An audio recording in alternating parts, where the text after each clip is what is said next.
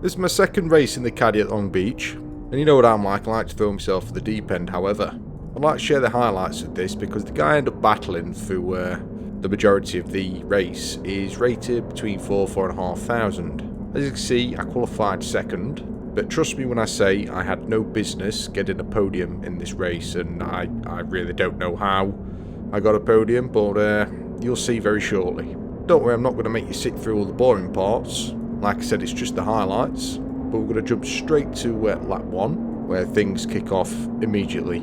This corner's always dodgy on the pace lap, isn't it? So we'll just start from here. Later on in the video, there is a few parts that you can take the mick out of before. It's pretty funny. I'm going to share my cock-ups. But they'll serve as a good lesson into why you shouldn't lose your cool. Keep a cool head and good things may come. So as you can see, I react pretty good to P1 start. What you usually get at the beginning of a race is P1 hang back in hopes that P2 crosses the finish line before him, giving P2 a penalty.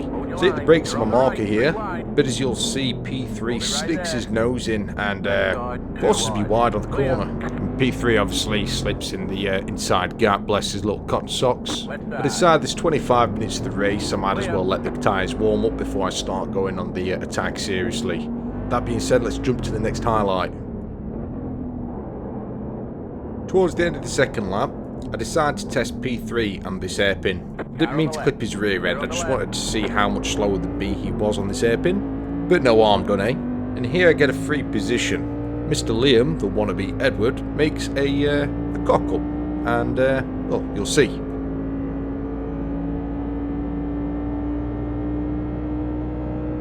He misses his brake marker, and to avoid a bit, he bails and quickly turns right, giving me P3, and the guy in front obviously P2. From here out, I really start turning up the heat on P2. Obviously, I'm not going to make you sit through it all. I'll just throw up the main events.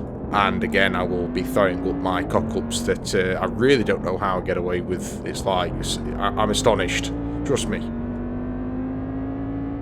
Remember how I said earlier that I was quicker than the guy in front on this hairpin? I finally make a move.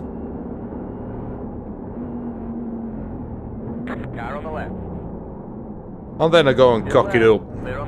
I was a little bit too hasty on the gas and got a little bit of oversteer. Lost all my exit speed. Though I've got the position for now, it won't be for long because the guy I've just overtaken has got better exit than me. Meaning that he's just going to be able to get on the inside line, hug it, and well, to be fair, I'll just give him position back. I'm rated around 2200. Float between 21 and 23, sometimes top out at 24. The guy I'm battling is rated 4,500. So I won't lie, I was pretty impressed with myself. Next couple of minutes is literally just me battling with this guy. He was pretty solid, and he quickly found out where my strengths were, where my weaknesses were.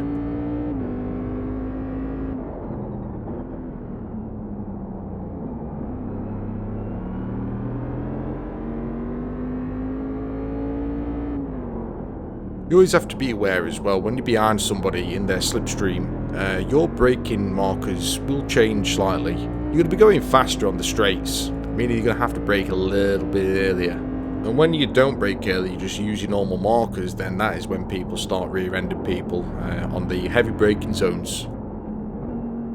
As you'll see here, he knows I'm pretty quick on this hairpin coming up, so he hugs the inside line. I give his rear end a little bit of a kiss. I mean the car's touching, not my lips, and well, let's just continue.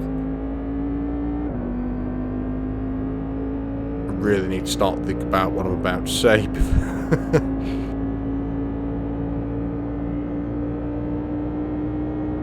As you can see, the red arrows point to what my usual braking marker is. I'm braking just before, as you can see on the orange arrows, because I'm in his slipstream. And this is a very hard braking, harsh left turn, especially in the caddy. What I don't want to do is brake with a normal marker, run into him, or just run off track like the guy in P2 did earlier. But anyway, the parts where I cock up and you can take the mick out of me are starting to crop up, so well, let's just see what happens next. I'll cut to it. I'm not going to make you sit through this part. It's literally just me chasing this guy down. I don't really make any progress. I do apply pressure, but well, you'll see who brakes first. I've lost a little bit of ground, mostly through trying to exit too fast. But look at this corner.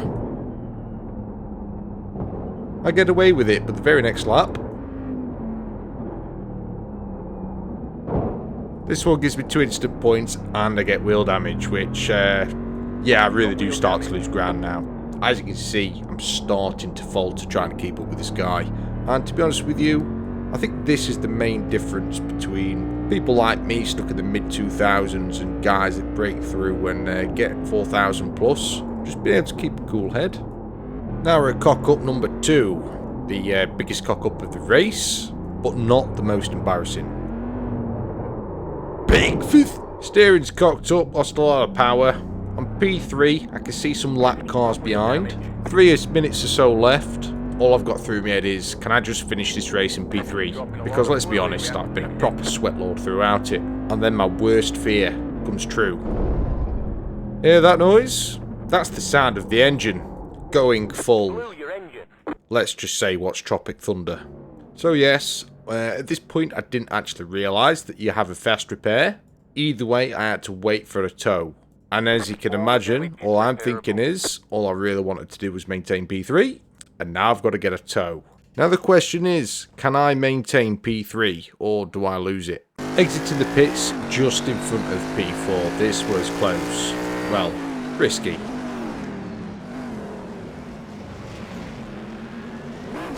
Just get out in front, but the cock-ups don't stop there. Admittedly, we're in this view now because I had a, well, we can just say that I got a little bit upset until I found out I had a fast repair. So yeah, I had a little bit of a moddy attack.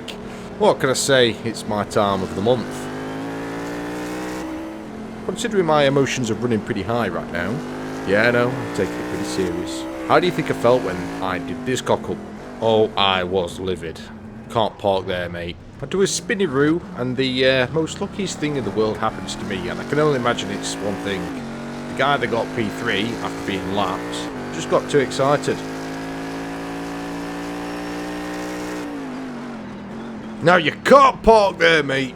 Yes, have it, you sausage. So literally, I'm entering the last lap now. All I have to do is not cock up, and to be honest, I don't. So we'll end the video there. Hope you enjoyed it. I hope you're taking something away from it. Not too sure if you have or not. However, if you fancy chilling in the stream, or watching some more content, whatever, hit the like button, be a good one, hit the subscribe button. And I'll be honest with you, I've been very tame in this video. Very tame. Cheers, have a good one, catch you next one.